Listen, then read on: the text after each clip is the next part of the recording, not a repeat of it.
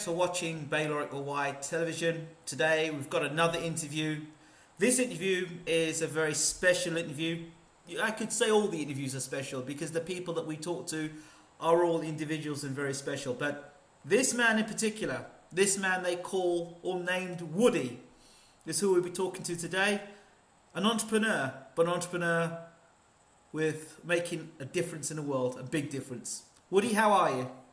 I'm very well. Thanks for having the privilege of coming in and talking to you personally on what we're trying to achieve. Let's put it that way.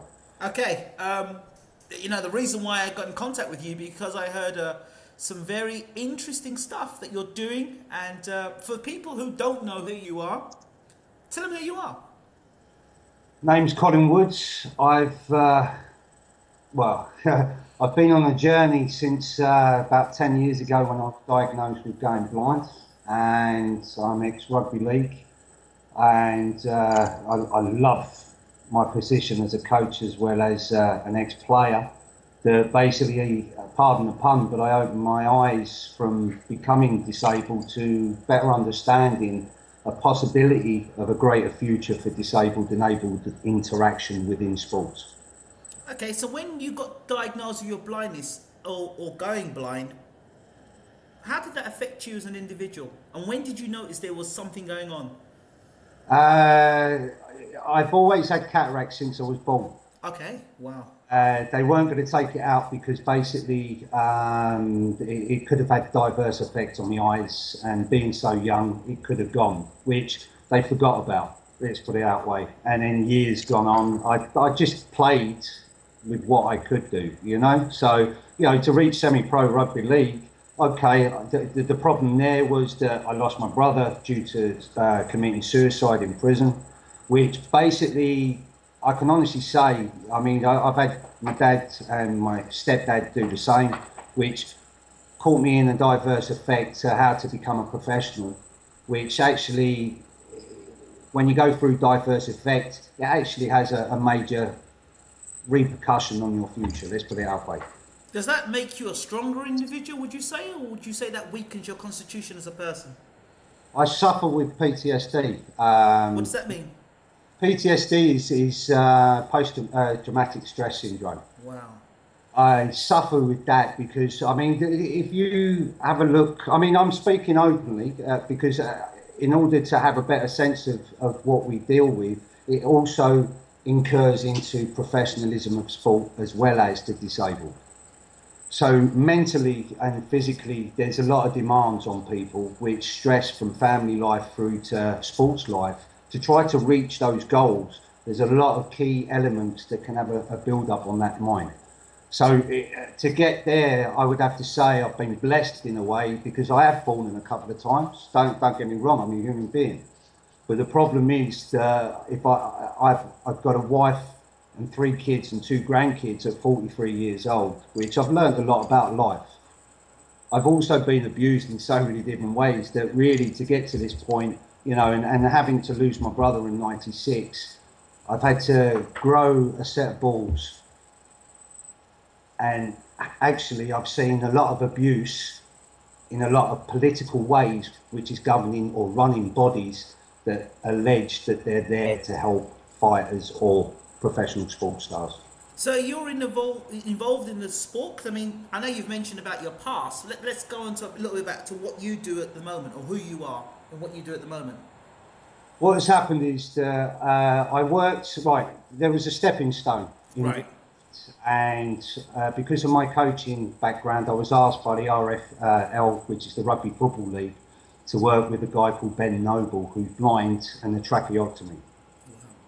Now, this was done with the head coach of the academy side, Dean Thomas, who basically is the Jamaican Rugby League head coach as well for Rugby League. And I devised the first rugby ball for blind people. There's a few things that have got to be changed because as politics goes, people think with money when they should really think of what that person is needing instead of what they think that these people need. Sorry, but it's basically that with that, I devised the ball, which then made me realise as a coach, we have to think outside the bubble. It's basically in order to have like a disabled person come to you, whether it's fighting or sport, any sport in particular, then that person has the right by a coach to open up and go. Inclusion needs to be the key word. What do we do then is by actually opening our brain a lot more, and that's where we've got to, which is that after seeing film footage of wheelchair boxing in America as well as Australia, and knowing the guys, some of the guys that done these events, and after speaking to them as well as paraplegics or amputees, that it made me realise that promotions, the politics can't ruin these disabled prospects of a greater future. You know what I mean? I understand. It's basically that with these guys, you know, there's a lot of unanswered questions. What can a human being do? If we're to strive to certain things, then what monies are there to put back in? And me speaking openly now, with art, because at the end of the day, it's not about me slagging off people. It's about actually making them realise the mistakes and trying to rectify them. And raise awareness of what's going on. Because if you don't raise awareness, then people think it's acceptable to keep doing certain things over and over again. You've got to. I mean, it's like white collar. Yes. If we take things a basic skill, then basically white collar at the moment, when a fighter goes to fight, all they've got of a security is public liability insurance and a disclaimer form. Now those disclaimer forms are nothing more than anything else to get those promoters that are there just to pay for insurance, which works out quite peanuts for an event. But then the safety, where's the safety in the fighters?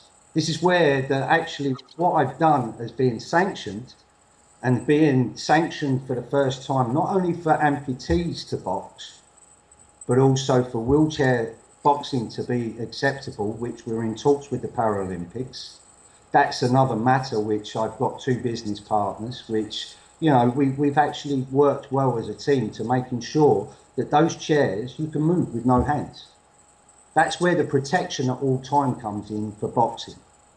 And the key elements of the health and safety, I hope, once those chairs are shown, which we've in talks with the NBC to hold in October, then we can show people what they're, you know, what these guys can do if they were given the right tools. So what you're saying is, as an entrepreneur, is that you have worked your ideas or your foundation is not based on some pie in the sky idea. It's because you've seen it, you've experienced it, and are now trying to meet the needs of those that need it, rather than some person that's got some piece of paper that says this is what they need, rather than being on the ground and seeing this is what they actually need.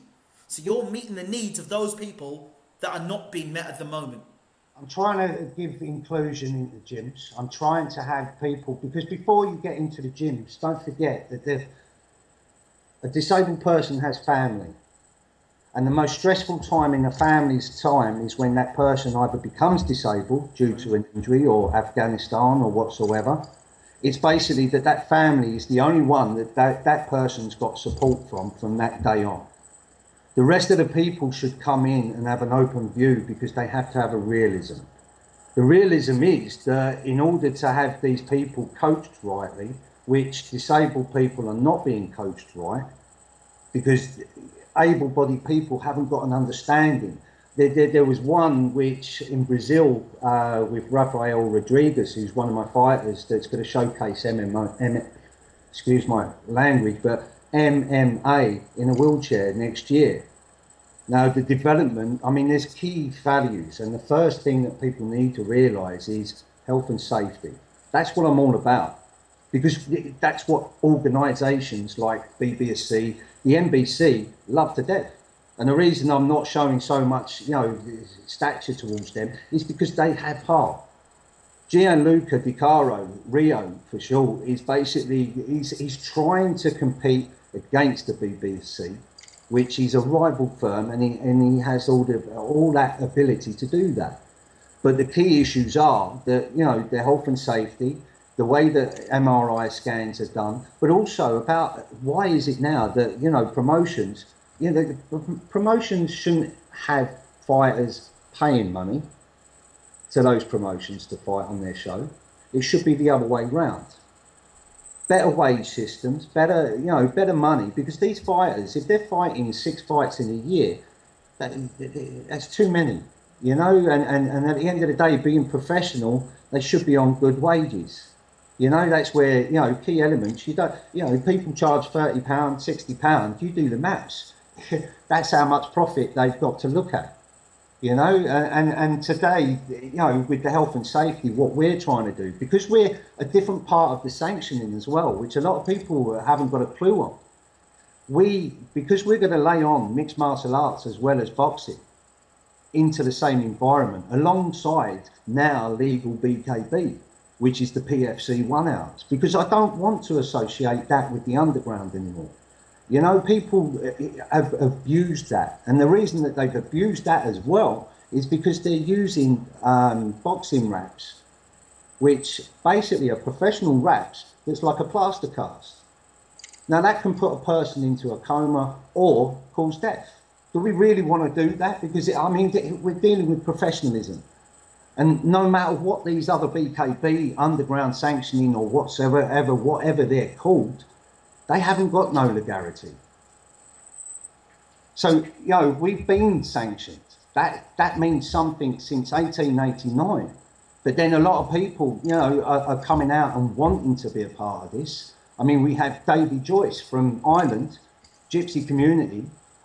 This is about community bases as well. Don't forget. We're dealing with disabled people. But then, like I said to you, I don't want the politics to ruin what we started, because if we want to get into the legalities of it, then the health and safety issues within boxing as well as MMA can be opened up to be looked at a little bit more closely. So the question I've got to ask is, first of all, you're talking about the Malta boxing... International Malta Boxing Commission, right. Which basically are rival firms of the BBSC. Okay, so for the layman, and for the person out there that thinks the British Boxing Board of Control are the overall body, and that they are the number one, and that nobody else can come in, and they're the undisputed number one, and anybody else that comes in and has an organisation isn't as safe or isn't as secure, is that a myth? Because we need to clear these things up, because in everyone's mind, British Boxing Board of Control, the British title, they are the be-all and end-all. Is this true? I've heard, and hearsay or whatsoever, but these are people that basically understand the boxing and the politics. And I've just got to say a big thank you to Big Al Promotions over in Detroit. The reason being is because I sat down personally with him by phone. Obviously, I'm disabled, and I've done everything with my disability monies. So I've been in the fine line, and this is where we get to. I've spoken personally to Thomas the Hitman Hearns, and I've also spoken to Big Al Promotions, who's a part of Thomas the Hitman Hearns' life and good friends. I've also spoken to Glenn Rhodes, which is an MBE over here in the UK. Deepest respect for the man. The same as Ricky Porter. Now, these are men that I hold in great stead, because they gave me the information that I needed. Working with 6 weight divisions now. We're not talking about having cruiserweight or any other piss-hand title. We're talking about getting down to the politics of it. Fighting was basically about that hardest man going to those divisions, because at one point it was one man against a heavyweight who was a middleweight or whatever. That's what fighting was all about at one point. Who was the hardest man? That's something into question. But it's basically now we have the way forward with making sure that health and safety. And I'd like to say thank you to Big Al, because he has a lot of heart for what this sport is about. And Thomas Hitman Hearns, I've got utmost respect. He fought one of the biggest rounds of his life against Marvin Hagler. And at the end of the day, it's not showing loyalty. You've got James, Quick Tillis, who's also given me advice, as well as Dan the Beast 7 as well. So I've been in good company. you know, of great people that basically have given me something of what I had as an idea, making sure that I was going the right way, and then creating something from that. And with that, yeah, I would have to say I'm quite smitten by what I've done. But it's now to prove a point on the 30th. But yeah, I would have to say that I've done this the right way, not anything else. So back to the British Boxing Board of Control. When I was saying about Malta and the British Boxing Board of Control, where does Malta fit into this? I mean, if they're a rival company, are they rival on the same levels? Because people are going to question about safety and stuff like that. Although you're talking about it stuff, people then ask the question, well, why are the British Boxing Board of Control not getting involved with this? Basically, I mean, I was going to answer that straight after. I mean, sorry about that. I mean, Al's a good friend, and yeah, it's been a pleasure. But in answer to that question, I would have to say that I'm going to put myself with both feet on the ground, and I'm actually going to answer that as correctly as I can. I would have to say that BBSC are nothing more than anything else. They're not a governing body. And unfortunately, if I put my feet in it, it's because I have the utmost respect for the Maltese Boxing Commission, which is an English rival fan of going against the BBSC. In order to make sense of that is that basically BBSC, with their politics as well as discrimination, as well as, you know, laughing at me because I went to them about the wheelchair boxing. And to me, you know, you've got to look at it these two ways. There is Paralympics, but then what about the rest of the future? You know, professionalism comes after that. And we have to create something that moves forward with those key elements of what we're doing.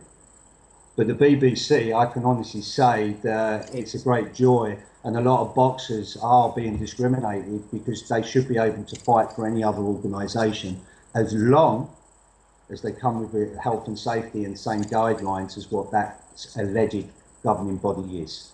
But I will give you another exclusive. As PFC, I will be in talks with the government because I think after all these years that we do need a true governing body. And I'm hoping that Maltese Boxing Commission gets that first chance, especially with what PFC stands for in the different combat styles that we're doing. So if you're going to explain what PFC stood for, what does it mean? Prize Fighting Championships. See, a lot of people forget that prize fighting is associated with BKB. Prize BKB? fighting. Okay, who's BKB? Bare knuckle boxing. Right. Fighting, the pure pugilistic art. It's basically it's been in Roman times, Egyptian times, you name it. It's actually led to martial arts and everything else coming out because of that one sport. I mean, if we get to the political status of martial arts, then we're looking at this. At one point, martial arts was one martial art. Then it spread out to be like Thai boxing, kickboxing, everything else. Now with PFC, we're bringing that together to making sure that boxing as well is a martial art, as well as to help not only self-defense, but also competition bases for wheelchair amputees, as well as interaction or involvement between both able and disabled in the same environment. Better respect for humanity, really, isn't it? Absolutely. So when you went to the British Boxing Board of Control and said to them, look, these are my ideas, this is what I'm thinking, why can't we expand on things? Their response to you was? Go and see the ABA. Go and see the ABA. Yeah, go and see the amateur. You go and talk to them first, which we are with Dr. Michael Loosemore. I mean, we've been in discussions. So he's a great person. He has a great heart for what he knows and understands what we're trying to do. The same as Gianluca. I mean, you know, to be speaking with this, we are looking at a show for October. But then it's the key values. I mean, like I said, I've done everything with bare essentials, as to say. And to be heard, I've had to kick a lot of doors down to basically be heard. You know, and I mean, we're talking about, you know, from being underground to, you know, I'm going to disappoint a lot of people because the key values of the structure of most of these body organisations don't stand by their rules and regulations. When you talk about football, you have a ladder system. You don't see anybody paying money backwards just to jump over and go to that top title, just to go, oh, I want to play in the final. But you do in boxing. So I'm speaking openly because in order to clean up things, people need to realise we need to get rid of people that don't have an understanding and they're just there for the bucks, because we're dealing with professional fighters. And what future have we got when you've got Mayweather and Pacquiao fighting for $60 million each? Now, I know what Pacquiao's going to do with that money. What's Mayweather going to do? That money, you know, self-glorification, you know, why should a boxer be a manager and a promoter? You know, that's not the right way to go, you know, because you're getting a lot of kids that are coming up and growing up and go, I want to be Pacquiao or Mayweather, and they actually turn around and go, oh, I can't wait to make $50 million. No. What about the realism of the hard work from making your name, build up to professionalism, if that makes sense? So you're basically saying making sure the ground is clear and solid and doing the right things. But then you've got to say Mayweather, to his credit, has worked damn hard to get to where he is. He has, but then I'm not being funny. I mean, I love his publicity. Don't forget, we're dealing with singularity people. Yes. Who have got their own personality, which rubs off. Now, I mean, Jamie, the real deal, Hearns. Everyone thinks, he's a rash, he does this, he does that. But I'll tell you what a gentleman. That man's got more heart than anybody else knows. But because he fights, he wants to, you know what I mean? It's about drawing the crowd in after all. Look at Ali, you know, showman, everything else. That's what these boxers are trying to do. That's advertisement of them. And I respect that. But then when we get down to the key elements, we could be helping each other, promotions, fighters, coaches, to standing together for a better code of ethics. Because we haven't got a proper structure of a ladder system. We haven't got a proper governing bodies, as to say. And that's worldwide as well. You know, and at the end of the day, what we're trying to do is making sure that we stick with those guidelines, because dehydration, rehydration, you know, these are not looked at. It's all about money now. It's all about making money for today and not for tomorrow. We have to invest in the future, because unfortunately it's our kids that have to pick up the pieces and become those professionals in the first place. So what do? You know, are we telling our kids it's all right to do this and do that, which is the wrong way? Which at the end of the day brings a lot of criticism to them, and then making them look like they're the worst person in the world.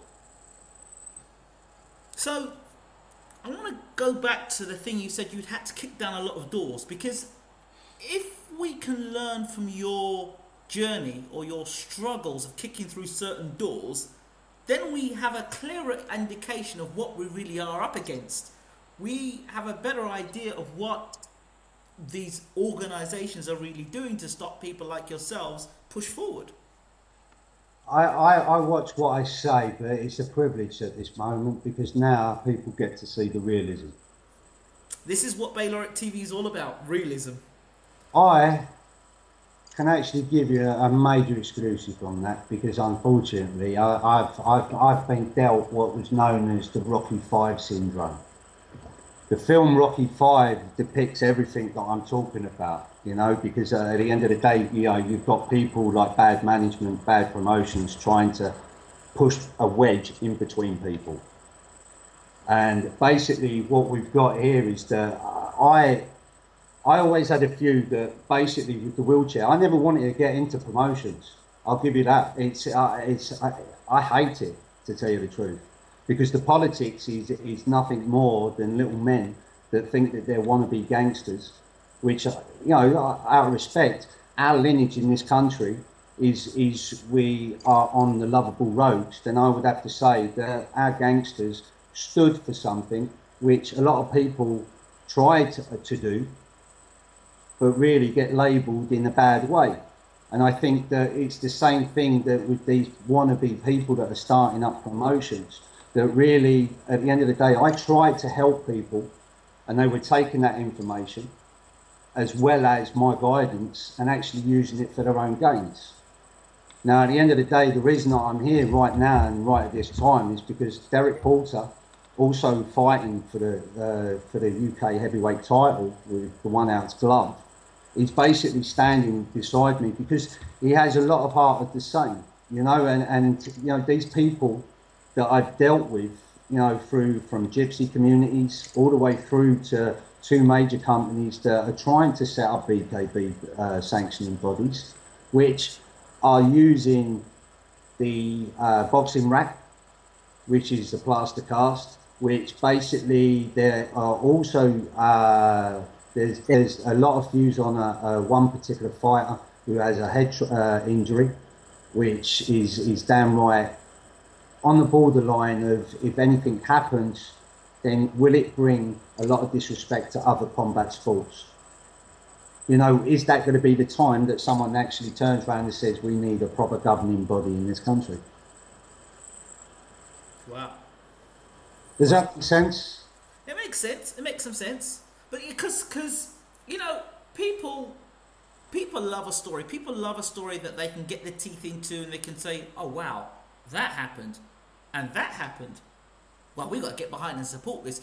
So, obviously you're on disability allowance. How has that affected your movement in terms of being a creative, being a entrepreneur, as they say?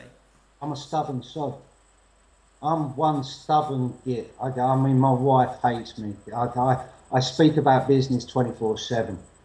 There's a lot of passion in what I do. It had to be. I'm not being funny. I've dealt with the abuse of this world, and unfortunately, you know, I could give a few stories on that one. But the unfortunate thing is that we're meant to learn by our own mistakes as well as other people's mistakes, which a lot of people don't do. And with what we've got here, it had to be right. We had to, you know, make sense. We had to fight against a lot of people to making that sense be heard. And with what we've done, you know, like I said, I don't want to ruin what we've started because it was basically to bring both able and disabled together. And politically, we're a multi-ethnical world. And I'm hoping that people realise one thing. I don't belong to any BNP movement. I don't belong to EDL or ISIS or anything else. I'm actually working alongside Patrick Mendy at the moment, who's a title champion at the moment for Gambia. And he's spoken to the president and the minister there about me and PFC and Derek Porter and about what we're trying to do by actually working together, not only with just white people, Chinese, black, anything else, mate. This is about human beings being able to work together because we're talking about disabled people now being involved in this. So why do you think it hasn't happened before, like that sort of unity? What's been the problem? What's been the wedge? Right, let's start by saying this, that Greg Poposky, if I got his name wrong, I do apologise. But in 1980s, I think if you do your maths there, you will find that he was the first amputee to go for a major world title in boxing. Okay. That was the first and last time that an amputee went for a major boxing title. If there's more, then I apologise, but obviously that's the only thing you can find out in history. What happened to him? Unfortunately, he died. He's God rest, you know, respect to him and his family and everything else. But I would have to say I would have loved to have met the man. The same as most of the people that I've met, they all have a great story, whether, you know, it's through incident or through being born disabled. Right. And with that man there, I would have just loved to have experienced that pleasure of joy that he got when he got into that ring, knowing that he was an amputee. Does that make sense? It does. It does. I respect Ali and Thomas the Hitman, but I would have to say one key element in my life, I would have loved to have met that man. I know that sounds... I can understand. No, I can understand totally, because it's somebody who's defying the odds, and somebody who is breaking the mold, and somebody who is disabled going against the grain. No, you shouldn't be doing that. Why should you do that? You shouldn't be able to do that. So you're breaking people's molds and people's limitations. So they have their limitations, and when somebody like that goes and does something like that, it's good. It's great. It's a privilege to know most of the. If I was to name every person, it just goes to show that I've got a lot more art because I know who these persons are personally.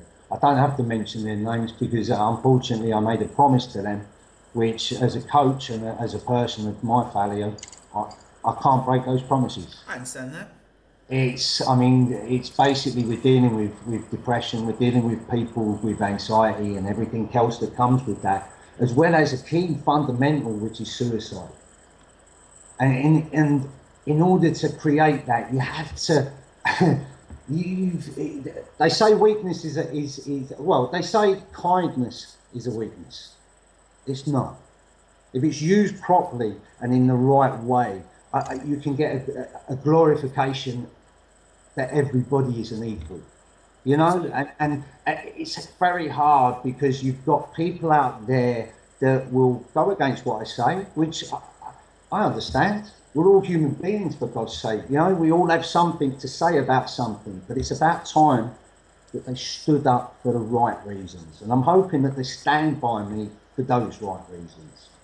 So I want to go back to the wheelchair boxing and the show that you're going to be putting on.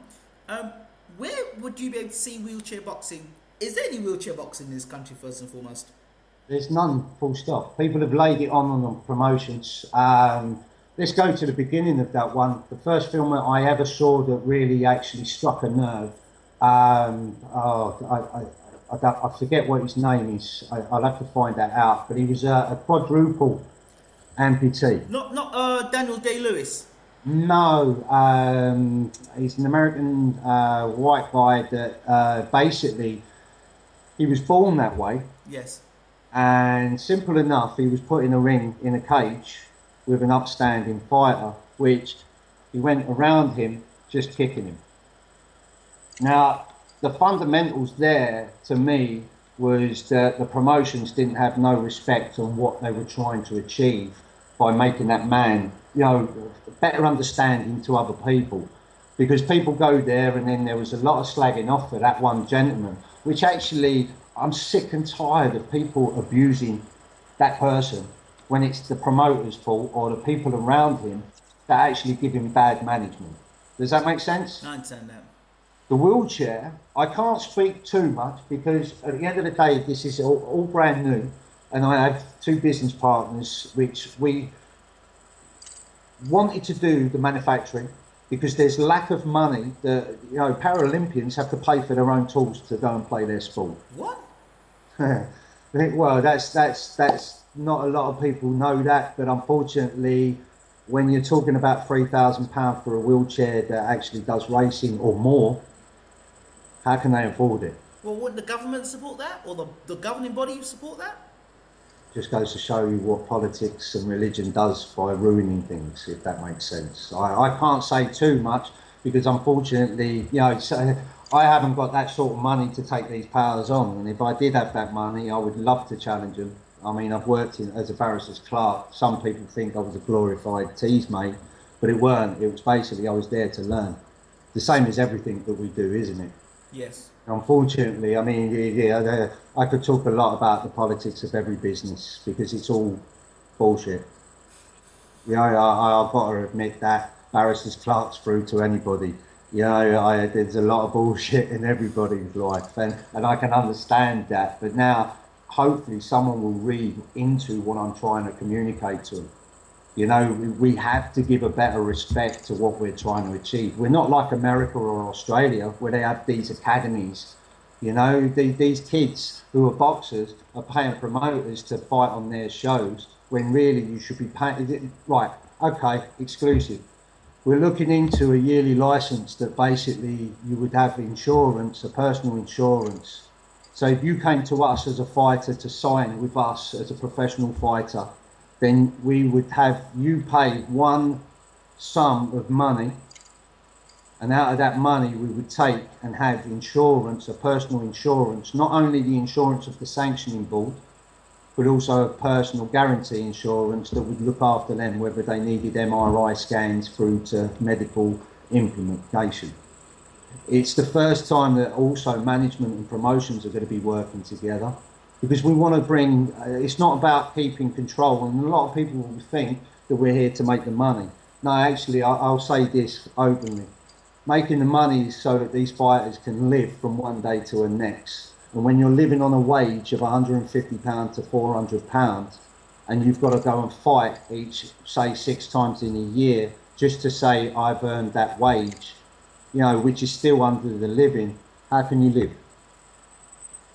So I'd rather, you know, give better wages, especially from the ticket sales that most of these guys are making. You only have to do the maths. You can work out what ticket sales are costing. Like I said, with the Manny Pacquiao and Mayweather fight, yeah, how much money is going to be put to good? How much money is just going to be put back into the pocket? It's interesting. Very interesting. So your position now, as we talk on the 21st of February 2015, what happens now? What's the next move? Well, on May the 30th, which is at the Sports Connection in Coventry, Wrighton on Dunsmore, we have David Ian Bard, who's an ex-vet and lost part of his foot, who's been given a try now to turn pro in professional boxing. That means that there's a stepping stone in the right direction for other amputees to be looked at if they fit that criteria. We are also laying on the UK heavyweight title for the PFC 1 ounce with Derek Porter versus Robert Barwick, which now is since 1889 the first to be legally sanctioned. And I want to make that clear, legally sanctioned, because we're legal like boxing, like professional boxing with the Maltese Boxing International. I fought hard with Gianluca to having a better understanding, and from what we can see, obviously I won with what I said. Right. So again, I go back to this thing again because it's still in my mind, not in my mind, but I'm still trying to answer the questions that I know the fans will have listening to this. I want them to have a clear understanding and have no misunderstanding and get it very clear in their mind that apart from it being legal and it being sanctioned, that obviously I go back to the British Boxing Board of Control again. What's their input and what's their view on what's happening now on all this? As a rival company, I don't really care what their views are. The reason being is because in order for me to grow a set of balls now, I've had to stand up and be counted. Right. And out of respect to my business partner and as working as a team, we have that privilege of actually now making a noise and making sure that people realise that we don't come to be like that of a gangster. We're here to actually push the message across. We're here for the key fundamentals of health and safety within sport. And we're here with the NBC's backing, sanctioned legally, worldwide too, to basically take on and challenge, but also to be a niche market from the NBC and bring the amateur section through what we do, build them up, and actually create professionals as they should be to go and fight on NBC professional shows. That means that we have a key fundamental to making sure health and safety, everything's looked after. We can give them the better credentials that they need to understand what it takes to be professional, which a lot of people use that one word as an abusive way because they don't understand that one word means a lot of things. You know, so yeah, that it's basically that the BBSC, I have nothing to do with them.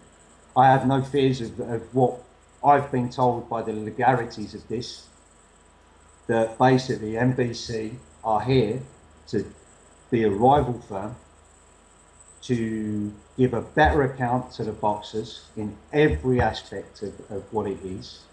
But also I'm a part because I can sit on that governing body to actually make a voice heard, not only for the disabled, but also those that are fighters that have lost heart in the respect that other people have caused.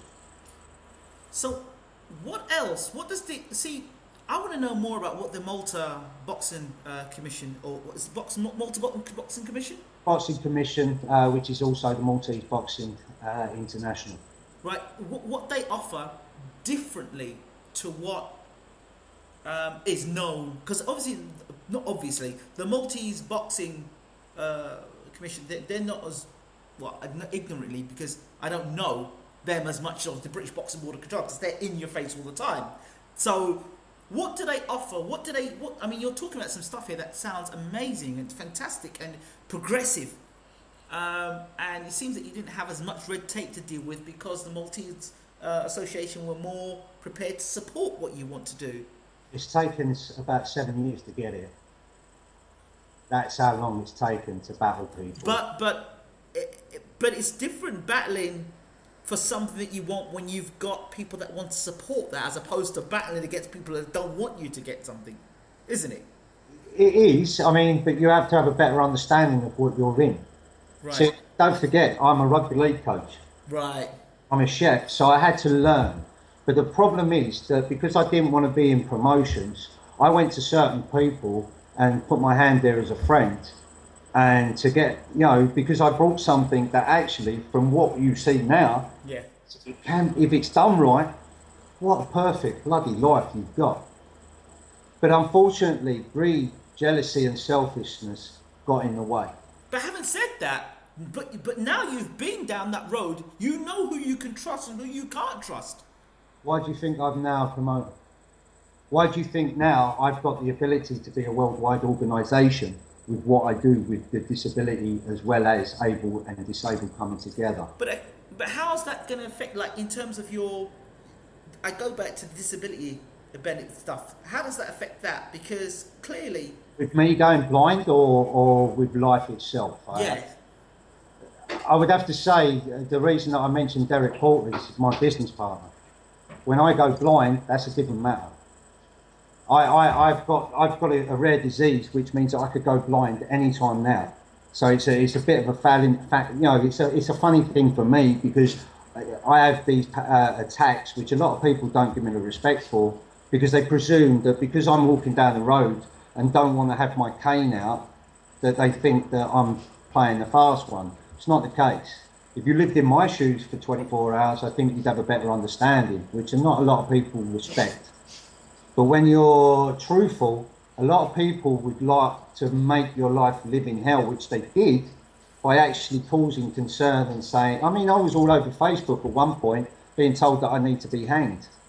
And this is due to someone who robbed me of monies from Help for Heroes that we've done a show a long time ago.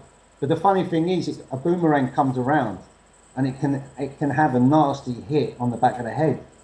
And that's one thing that I've taken respect from, because my famous words that I'm held accountable for my own actions in life. These people, I mean, I was in the BKB scene because there was a kid there that basically had the potential of being the next governor, as everybody said. Now, with an exclusive like this, it means that I can actually now have a voice, where I actually sat back, kept my mouth shut because I didn't have a voice. But now, because I've got people behind me, and it's not a gang, these are people that have got the same heart and the respect of knowing where we're going. And that was the hard work that I'd done by building a team together that could have that lack of understanding more understood. With Decker Heggie, Decker Heggie is a great fighter. He has a lot of potential, but then other people ruined relationships, which actually, shows you the politics of what happens. I've got utmost respect because I make promises to people, and then people don't realise that his father is a good friend of mine, and I've always spoken to him. I put a lot of time and effort into that boy because basically a lot of people came out of the woodwork and you could see the leeches coming out because he had that name and he had that thing that he was leading up to, and becoming a bit like Mike Tyson. The way that happened, bloody great career, but then ruined by certain people that actually directed him in the wrong path. People start having a realisation then, and then, basically people walk away and the politics is shown big time. and it actually shows those other people as wrong. And then this is my voice now, because I am now my own business, my own business, my own man. I come with people that actually guarantee me, if I go blind, they will not ruin me or take this business, because I've guided it in the way that it needed to be, so that people could understand that we need to keep it on that straight and narrow. Dark and light, we need to go down that line in a fine line, because like I said, we're dealing with health, safety, people's lives. We're dealing with ethnic minorities like Gambia and Ghana that haven't got any abilities to film their fighters to showcase to the world that we want to be professional. And I think that's a damn right shame. And that's where I'm trying to open up doors. But it's also about key fundamentals. Can we trust people in the political views in those countries? So it just goes to show you how wide, how far do you want to go with that word politics, because it runs and governs everybody. Once you stand for something, you ultimately become a politician, or you'll ultimately be doing politics, because you stand for something, somebody else disagrees with what you're doing. Politics is right there. I hate politics. I think it's nothing more than little boys on the playground, to tell you the truth. And politics, I mean, if we want to get into the finer lives, I don't think that we should have anything like the EDL or ISIS. I think we should have a bit of respect for us as gentlemen and ladies of this world, because we, like I said, we opened our doors up to multi-ethnical society. That wasn't down to human race, that was down to politicians, and that was their mistake. That wasn't a mistake, as to say, but then look at the countries that they're walking away from and trying to live in this country, because we've got the better system of governing people to making sure that humans are respected. If you look at most of the countries, what's happening? There's nothing but wars or people getting raped, burned, pillaged. It's disgusting. And people want to name me as this labelled person. I'm sorry, I can own up to my values. I'll own up to my mistakes in my past. But the unfortunate thing is that politics has to be dealt with due care and attention. So, what I find disturbing is the mainstream media. How comes they haven't picked that up? We've been dropped a few times by major productions. We're doing to tell you the truth, I've got a great friend called Mark Brown, who does Urban Day promotions, and he's under the age of 30, and he's got a lot of potential because of the way that he actually likes to create things. With the documentary that we're making, it's valuable information. It really is. I can imagine. It's the key values of what has gone on from starting that business up, and this ain't like a chip shop. Because you can go and ask someone what a chip shop is about and know how to run that place, because you've spoken to someone who does it. This was brand new. This has never been done. It's never been achieved in the way that it should do. I mean, we've come on with electronics and everything else. Start using the brain. We've got human beings there that actually have a lot of passion and want to do something, but we're not giving them that right because we're putting brick walls there. And with that valuable film as well, we've got now the right to do a BBC as well as a Channel 4 documentary. But then it's all key things. These people want to take over roles and bring the politics out, but they won't want to show what realism is about. And I want to make sure that realism is put out there. Because a lot of people, if I'm being open, if someone off the Joe Public was to do this, what I've done, and take on everything and everybody that I've done, I'm sorry, but they would have committed suicide years ago. That to me, I'm a stubborn sod, as I said, and I've seen a lot of things, and I've heard a lot of things, and I've got respect for things, and because of all that, it split a lot of people up from me. But then, these people I have a lot of art for, which a lot of people didn't hold me to saying that they thought that they put that stone in the water between us. It didn't happen. The reason being is because I don't like the politics. I don't like certain promotions, the way that they run things and actually pay their wages, or even have boxers with plaster cast hands on. You know, if you're going to set standards, then you need to set them high. And that's what we've done right now. I mean, you can only, I was told by James Quinn that basically you can only do no more than 3 or 4 fights in a year because your hands would be crippled. You know, and I've taken that on board, and that's why that 1 ounce glove was brought in, because it brought into question MMA. MMA is using 4 ounce gloves. And unfortunately, in this day and age, we think it's acceptable for them to use kicking, elbows, and also the knee. Well, unfortunately, they're more dangerous than a fist. Yes, So the kick itself is so dangerous. So you're telling me that basically with a 1 ounce or a 2 ounce or a 3 ounce or a 4 ounce, that, okay, that's a little bit more safety, but then where's the safety on the elbow or the knee or the foot? You know, there's no padding on there. So that's open to basically me questioning, is that a form of BKB?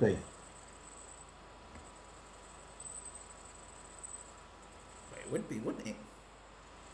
That's my question. Is it a form of BKB? If you say that it is, then obviously people are now got to understand what BKB is about. In order to have health and safety, I'm hoping that has proved the point. Yeah. But now it brings into legality what is right and what is wrong. So could you still? I read some wheelchair MMA. Is that possible? After speaking with Rocian Gracie Jr. over in Brazil, as well as Marcus Schubert from Gracie Barra, I can safely say that I've been asked to take Jiu-Jitsu to Paralympic status. Now, basically, the fundamentals are that really, when you look at it, a paraplegic, there's different formalities. Right. Disability, yeah? And the more severity you have to look at, Right. which is paraplegics. And without divulging into too much detail, Right. all I can say is that it's going to be a great privilege to showcase 4 gentlemen in a health and safety way, along with a chair that could move with no hands and help to have combat in the way that it should be. I'm looking forward to people's views, because obviously we're going to get 2 different views. We're going to get the haters and the doubters, but then I'm not being funny. I disrespect anybody who would like to, if anybody, have a go at me. I can take it on the chin. It's not the disabled person's fault who wants to get into that ring and fight. I mean, you've got Matt Betzold and Nick Newell. Nick Newell in Bellator with 1 arm, that's basically middleweight champion, as well as Matt Betzold, who's 1 leg, that really is a champion. Well, he's a champion anyway of MMA. So it shows you that it can be done. I mean, you've got Frankie Van Hove over in Belgium, who's also an amputee MMA. And then you've got David Ian Bard, you've got Davin Breverton, you've got Timu Mokatupu from New Zealand. I mean, they're all getting ready because they understand what I came to them and questioned them is what we're talking about now. And when you're dealing with these people's lives, when you know that basically myself personally suffering with PTSD, as well as depression, as well as annoying people trying to put me down, you can see what values these people have got. Time to rise up. This is a gathering. I know it's called the Calling for the 30th of May, but it's the beginning. It should have been called the beginning. But I tried with other promoters to delay this show on. I've got respect for one man in particular who's been there with me all the way through this, and to show my gratitude, because I've become sanctioned, then I can give them the right to lay on professional shows. This is a key fundamental now, because we can also lay on mixed martial arts, boxing, as well as the PFC with 1 ounce, with disabled and abled on the same show, out of respect to the armed forces, which is the pilgrimbandits.org, that we are showing loyalty to as a charity because of what they do for the injured vets. And it's about putting money back into good causes, because that money is in question with certain organisations. You know, do they put that money into there?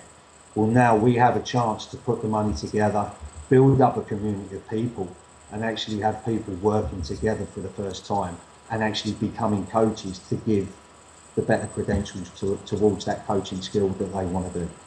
So Woody, how do people contact you to know more about what you do? At the moment, we are in talks with US Elite, which we're waiting on a website, which is going to join both the promotions together. Wow. Once that comes together, then we're going to be working with a code of ethics, which means that management, when they come on, okay, they'll be self-employed, but they have to work with a guaranteed strict code of ethics and rules and regulations. It's basically, I want to see fighters, management and promotions working together.